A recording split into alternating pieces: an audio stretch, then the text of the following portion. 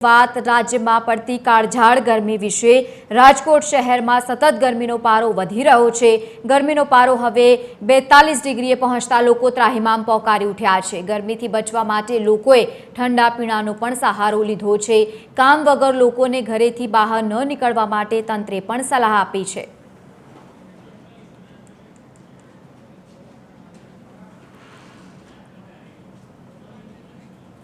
तो सतत राजकोट में तापमान में एकाएक वधारो थई रह्यो छे। आ तमामनी वच्चे राज्य में हजू पण गरमी में वधारो थई शके ते प्रमाणेनी आगाही व्यक्त करवामां आवी छे। तमामनी वच्चे लोकोने बपोરના समय गरमी में लोकोने घरेथी बहार न निकळवा माटेनी पण खास अपील पण करवामां आवी रही छे, कारण के सतत तापमाननो पारो वधी रह्यो छे। गरमीनो पारो हवे 42 डिग्रीनी आसपास पहोंच्यो छे। आ तमामनी वच्चे गरमीथी बचवा माटे लोको ठंडा पीणानो पण सहारो लई रह्या छे। सवारथी ज काळझाळ गरमीनी शरूआत थई रही छे।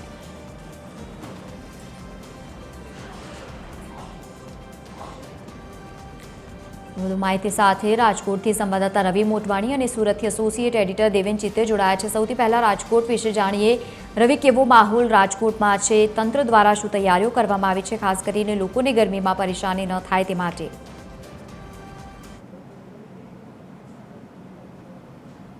જી લવલી, જે રીતના વાત કરવામાં આવે, જે રીતના આકરો તાપ પડસી રહ્યો છે, લોકો ઘરની બહાર નીકળવાનું પણ સતત ટાળી રહ્યા છે। બપોરના સમય તો એવું લાગે જાણે સુરત દાદા છે આગ ઓકી રહ્યા છે અને લોકો ઘરની બહાર નીકળવાનું ટાળી રહ્યા છે।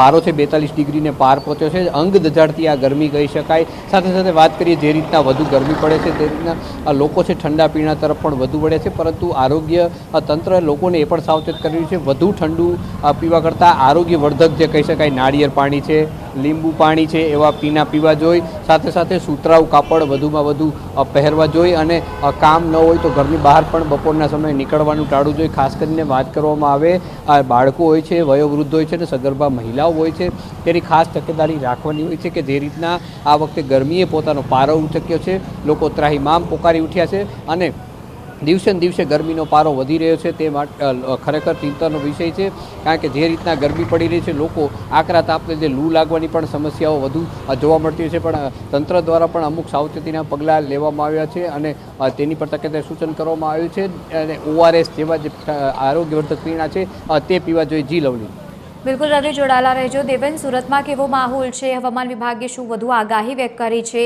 અને કેવી તૈયારીઓ તંત્ર તરફથી?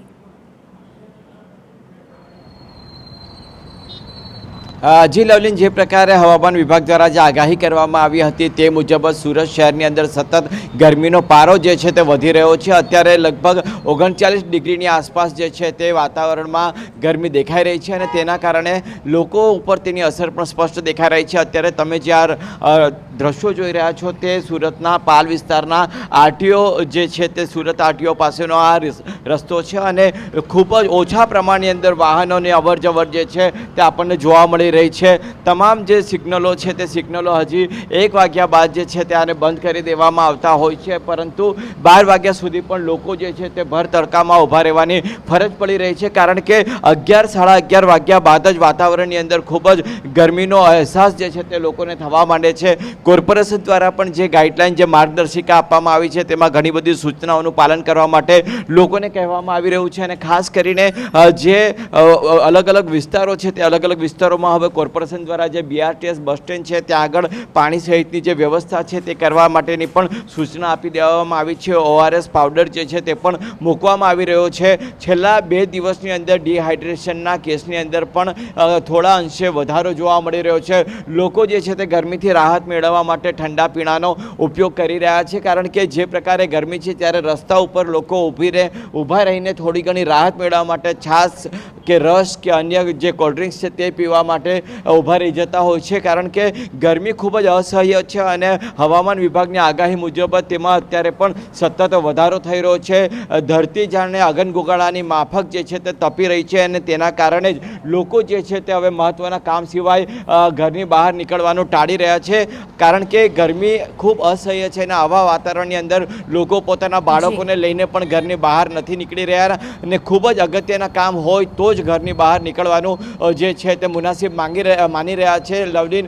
અને 1 વાગ્યાથી 4 વાગ્યા સુધી લગભગ લોકો સ્વયંભૂ રીતે જ પોતાની રીતે પોતાના ઘરની બહાર ન નીકળે તે પ્રકારનું આયોજન કરીને જ પોતાનું ઘરનું કામકાજ પણ કરી રહ્યા છે. બિલકુલ દેવેન અને રવિ, આભાર સમગ્ર માહિતી સાથે જોડાવા બદલ. તો રાજ્યમાં અંગ દજાડતી ગરમીનો અહેસાસ અત્યારે લોકો કરી રહ્યા છે.